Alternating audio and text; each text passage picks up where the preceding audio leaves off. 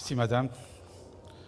En fait, je tiens tout d'abord, au nom de toutes les composantes de l'Université Hassan II, Casablanca, remercier les organisateurs de cette importante rencontre, de nous donner l'occasion, à moi-même en tant que doyen et à mes collègues enseignants-chercheurs, pour s'exprimer sur des questions centrales, comme la question du co-développement, la coopération sud-sud et la dimension de développement humain. C'est la preuve de cette ouverture de l'université sur le monde socio-économique et vice-versa, ce qui ne ferait bien évidemment qu'enrichir le système d'enseignement, de recherche dans notre pays. Alors, le développement humain est au cœur de ce panel. Et bien évidemment, lorsqu'on évoque le développement humain et on vise un développement solide et périn, cela ne peut être envisagé sans intégrer la dimension formation. Au sens large, et bien évidemment la formation supérieure, la formation universitaire d'une manière particulière. Donc nous vivons, comme vous le savez, de plus en plus dans des sociétés dans lesquelles l'économie du savoir prend de l'ampleur, l'innovation devient un vecteur fondamental pour la création des richesses et pour la création de la valeur ajoutée. Or, la connaissance et l'innovation ne peuvent s'exprimer et s'affirmer en l'absence de compétences bien formées. L'université marocaine joue certainement un rôle crucial dans ce sens. Mais l'angle que je voudrais aborder va essayer de se placer notamment dans le sujet de coopération sud-sud. Parce que ça a été dit par Touhami, par les intervenants de ce matin, la formation est un vecteur de coopération, notamment entre le Maroc et les pays de l'Afrique subsaharienne. Et pour cela, et pour être complémentaire par rapport à ce qui a été dit, je vais donner quelques éléments chiffrés. Aujourd'hui, le Maroc accueille environ 15 000 étudiants étrangers, dont les 2 tiers nous proviennent des pays de l'Afrique subsaharienne. Le Maroc aujourd'hui est au monde parmi les 8 destinations des étudiants de l'Afrique subsaharienne et parmi les 5 premières de 17 pays de l'Afrique subsaharienne, surtout les pays avec lesquels le Maroc a des relations très fortes. Le Maroc est le 2e pays à octroyer des bourses. Environ aujourd'hui, 8 000 étudiants de l'Afrique subsaharienne sont boursiers du gouvernement marocain.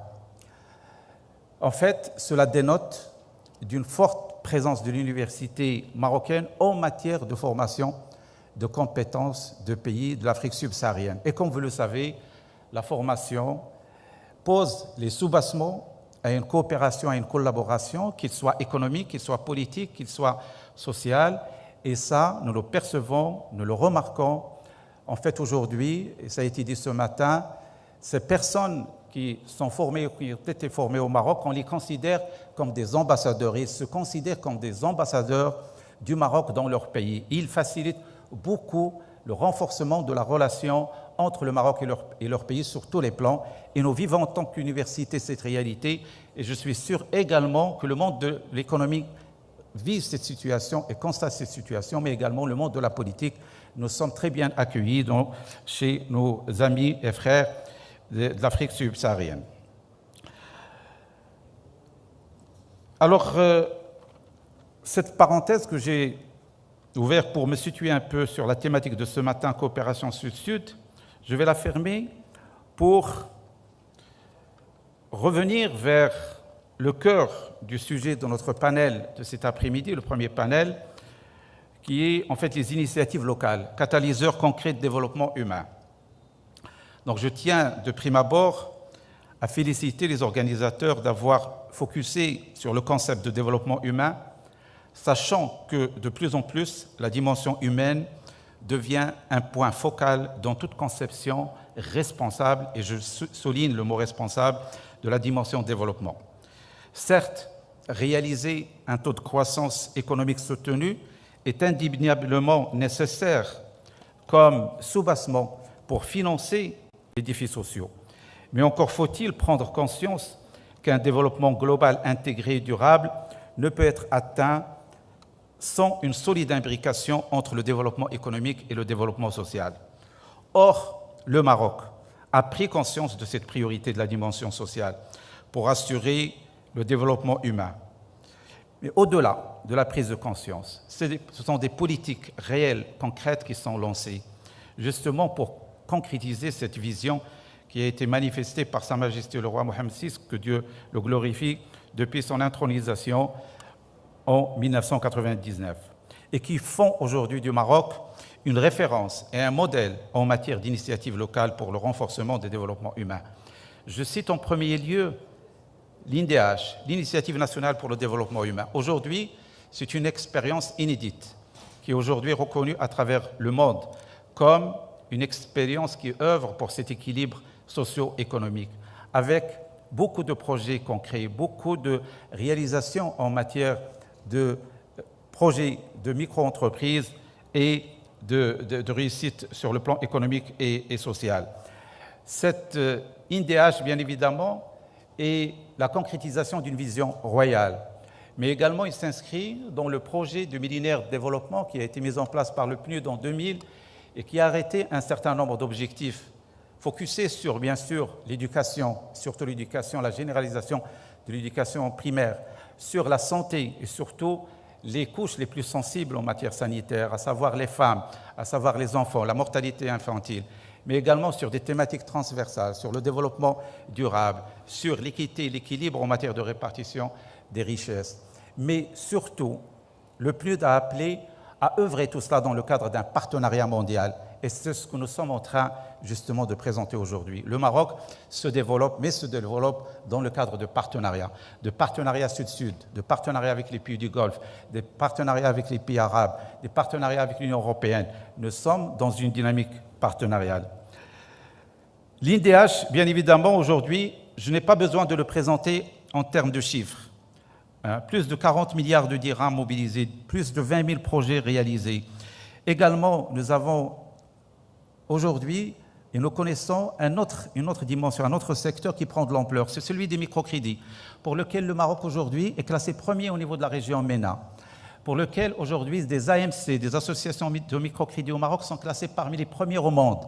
Là également, c'est une expérience de ce fusionnement entre la dimension sociale et de la dimension économique.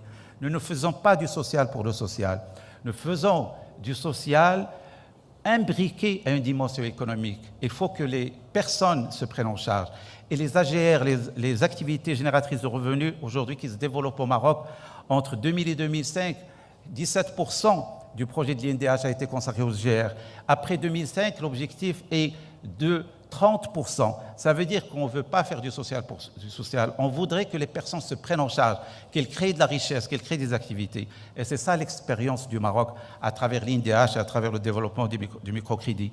Nous assistons également à un développement énorme d'un secteur aujourd'hui qui est connu et qui a son ministère, qui est le secteur de l'économie sociale et solidaire. On a tenu il y a une semaine les deuxièmes assises au bout d'une année pour justement consolider et mettre les bases solides d'une structuration de ce secteur avec une loi qui est en train d'être adoptée, avec un système de financement qui est en train d'être mis en place. Les coopératives au Maroc, jusqu'en 2005, il y avait 5 000 coopératives. Aujourd'hui, on en a 15 000. Le nombre a été multiplié par 3 au bout de 10 ans. Et ces coopératives, et ce que j'ai appris avec fierté, avec plaisir, les 100 coopératives dernièrement créées s'occupent des questions de développement durable, autour de la question de la gestion des déchets, les espaces verts, les énergies renouvelables. C'est-à-dire c'est un secteur qui s'inscrit dans le cadre des priorités sociétales et dans les priorités nationales. Donc tout cela montre que nous sommes dans une dynamique à travers ces secteurs porteurs. Mais il n'y a pas que cela. La santé est en train également de connaître un effort indéniable. On a mis en place l'AMO, l'assurance maladie obligatoire en 2002. On a mis en place le RAMED pour justement toucher les populations les plus précaires en 2012. Et puis le budget du ministère de la Santé a été multiplié par en fait, il a connu un taux de croissance de 130% entre 2003 et 2013. L'éducation également. L'éducation, le taux de scolarisation au Maroc au début des années 80 était de 60%. Aujourd'hui, il est de 96,6%. C'est vrai qu'entre-temps, il y a des déperditions, il y a de l'abandon. Mais toujours est-il, l'essentiel de la population marocaine a l'occasion de toucher l'école. Et également une évolution énorme en matière sociale et sociétale. L'évolution de la femme au niveau de ses droits, l'évolution de l'approche genre en termes d'égalité des chances sur le plan professionnel, également un souci énorme en ce qui concerne le développement de l'environnement et le développement durable.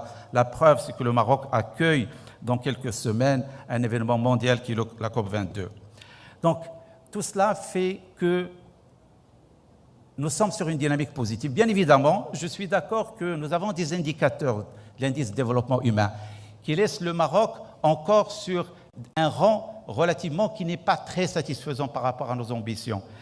Nous connaissons tous les classements développement et des indicateurs de développement humain et c'est vrai qu'il y a des avancées, mais c'est en deçà de nos ambitions.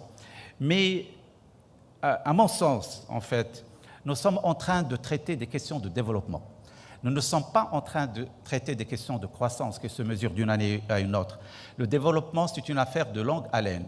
Et le développement, en fait, il ne se construit que si nous disposons des fondamentaux de développement. Et quels sont ces fondamentaux de développement? C'est essentiellement d'avoir une vision. Et la vision, nous l'avons grâce justement à la clairvoyance de Sa Majesté. C'est lorsque nous avons une stratégie. Et tous ces secteurs disposent de stratégies. Et puis, également, ce qui est important, c'est de travailler sur la structuration de ce secteur, sur la bonne gouvernance de ce secteur. Et là, j'ai eu l'occasion de voir les rapports du Conseil économique et social et environnemental, les rapports de différentes institutions internationales et nationales, et tout l'effort qui se fait dorénavant, au-delà d'améliorer les chiffres, c'est d'améliorer la gouvernance, c'est de disposer d'une stratégie, c'est de structurer et c'est de mettre ces projets sur des bases réelles de manière à ce qu'ils puissent aboutir à long terme sur des résultats probants. Tout cela, bien évidemment, nous laisse croire, nous en tant que citoyens, qu'universitaires, et nous laisse rassurer pour les nouvelles générations, parce que la voie d'un développement global dont l'élément central est l'homme est bien engagée sous le règne de Sa Majesté, le roi Mohammed VI, que Dieu le glorifie. Et merci.